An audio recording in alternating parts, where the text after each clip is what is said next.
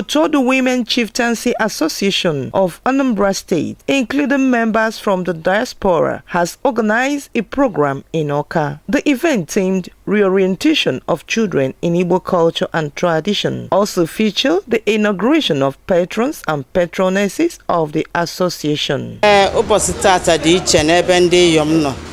Iyom Anambra State, the whole Iyom, the whole state. That is from different towns of Anambra State. So I Bakatalonu, I Choluk, I Bido to orientate our children, the small ones, because the big ones na far Kaliguan. If I'm especially in Anambra State, it's too much. So I was say I want to do menana. Obro menana pese no kai na joka. Kai ba kanoto no gwa umu anyoku.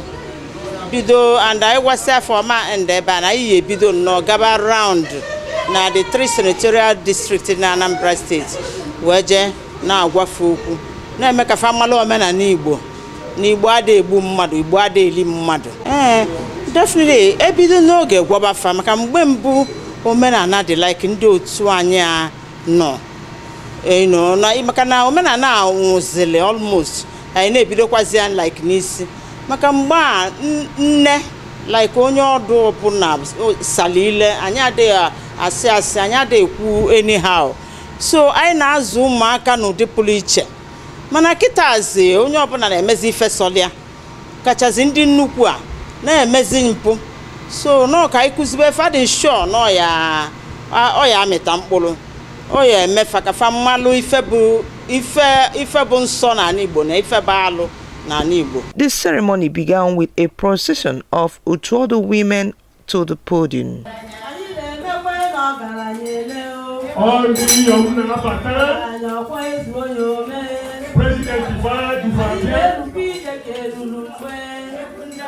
Iyom Dr. Mrs. Gina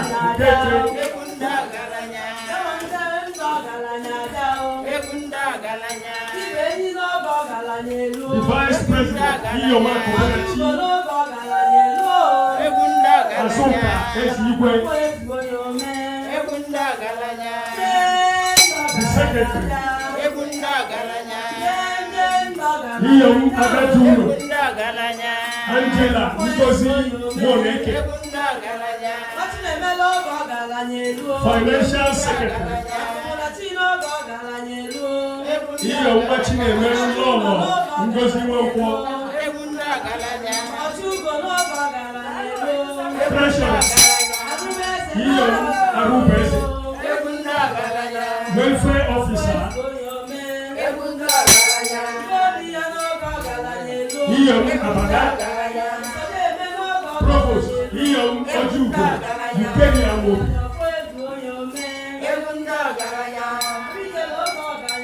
Iyom Odiesi Ijele, Dr. Ngozi Abada, Mother of the House, Iyom Watu Adu, Chief Mrs. Loriana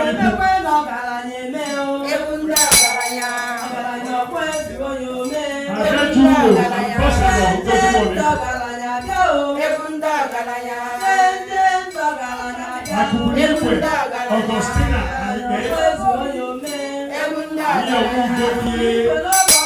Elizabeth Iyom Eziabo, Dr. Mrs. Anadwaka, Iyom Arukwese, Mrs. Otu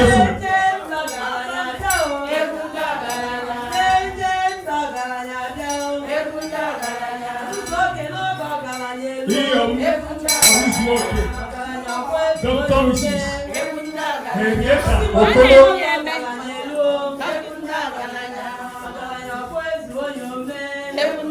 Distinguished guests in attendance included Iyom Josephine Anene, former Minister for Women Affairs, High Chief Tochukwu Okeke Chiukwelugo Ogidi, Lolo Nneka Onyido, wife of the traditional ruler of the Ogidi community, among other notable figures. I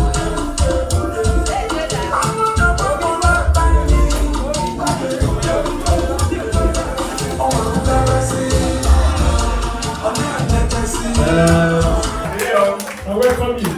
None. None. Iyom. Machine mela gwanugo nani. Iwe no mo be bi ni go. Amara ma ni we uje na ni lo. E no mo ba no so negu. Iba ku ja bi le ko mo ba ku ja bo. Ibo ne ti na mo di ke iwe. Iwe do go mo be kene. Iwe do go mo be kene. Iwe do go iwe. Udo ka no mo ba bu negu egu.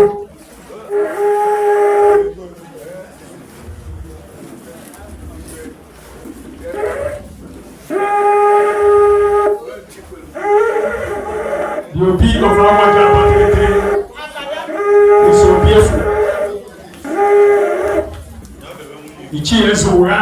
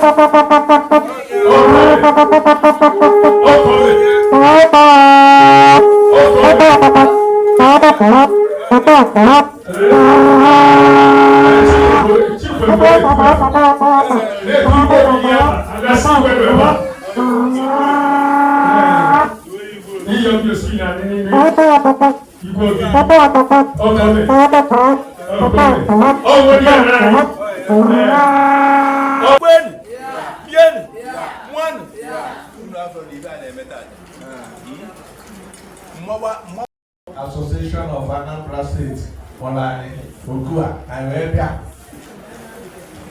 Ani biali abakano. Ife Olani Ogua bi ife metula na mo. Aye biali abakano de kai kababu. Ani biali abakana fa welu project, fa welu program. Wasalo mwani. Wasale tifesi ada basis of marketer na Igbo. Ibe gbasara omenala. Anyị mmalụ n'Iyom bụ nnukwu echichi. Ọ bụrụ ndị Igbo fasị na ọ dị similar or the equivalent of ọzọ ọ bụrụ ụmụ nwoke. Dr. Mrs. Gina Okeke Iyom Dibenyi, president of the Otu Odu Women Chieftancy Association, stated that the gathering aimed to launch an extensive educational campaign to reverse the cultural decline among the Igbo people. The Otu Odu Women Chieftancy Association of Anambra State and Diaspora, with the profound joy in our hearts and gratitude to God Almighty, welcome you in the name of Jesus Christ. The aim of forming the association was to provide one formidable umbrella of titled Odu Women to relaunch, reactivate and revamp the Iyom institution, cultures in Igbo land, and doing so, relieve the traditional objectives of the ancient noble institution. The guest speakers emphasized the importance of parents instilling good cultural values and morals in their children. They stressed that this would play a significant role in shaping the children's character and guiding them towards a positive path in life. By impacting strong cultural and moral foundations, parents can help their children develop into responsible and well-rounded individuals.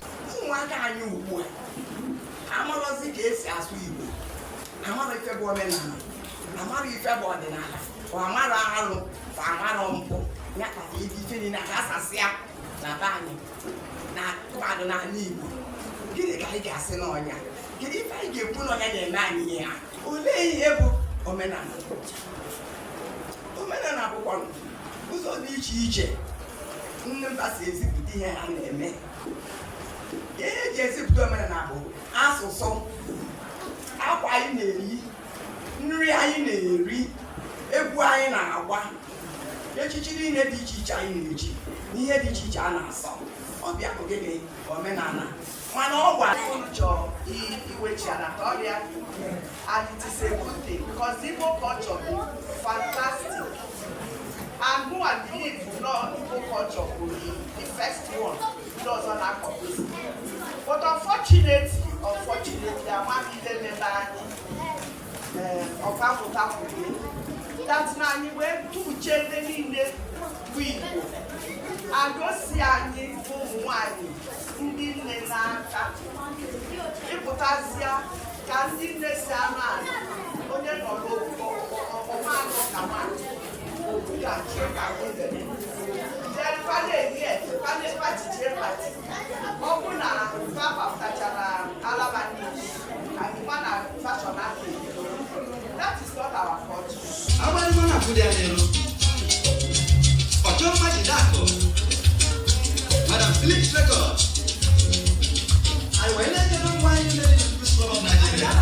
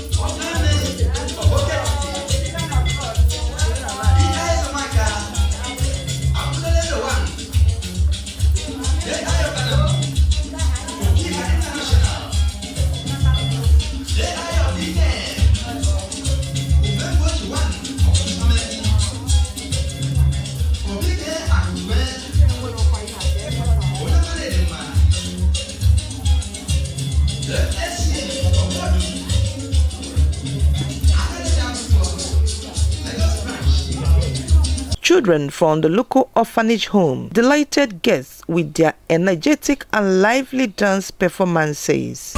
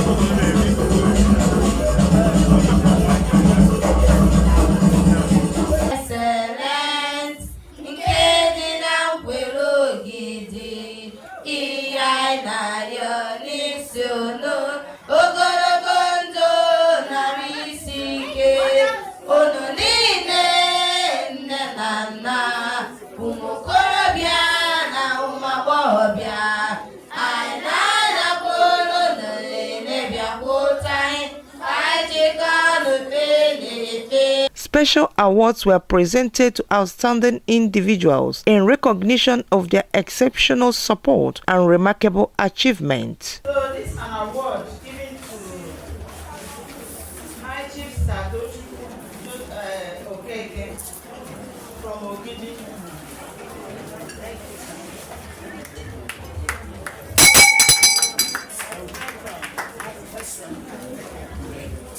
Chief Odu is now patron Iyom, Otu Odu Anambra State. That is the insignia of your office.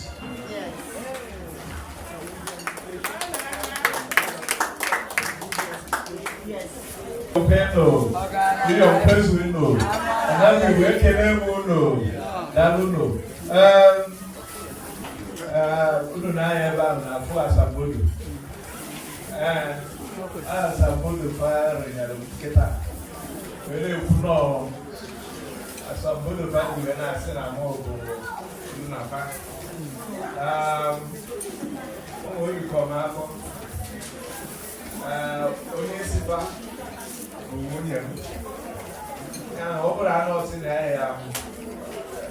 Don't wear that guy. Man for who wear say na my area. No, if you na follow. All right, form. Hey. Na you touch your because for no. Apomo ho ye we na ye. Ocha na ba hi because for no ijo padamwa ada e obodu ne pelu go ni kolo de.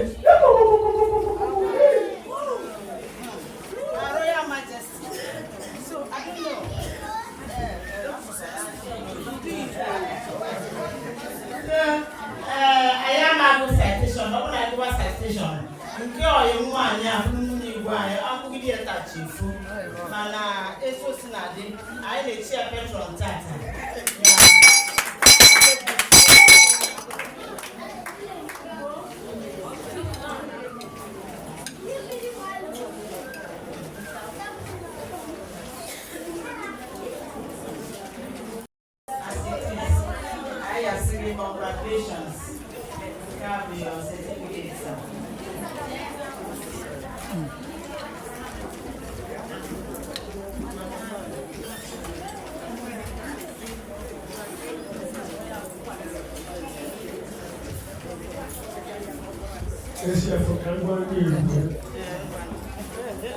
What is going on with the home is what I do? Or what is what I go with? I can never go now. If I'm wondering one, every one of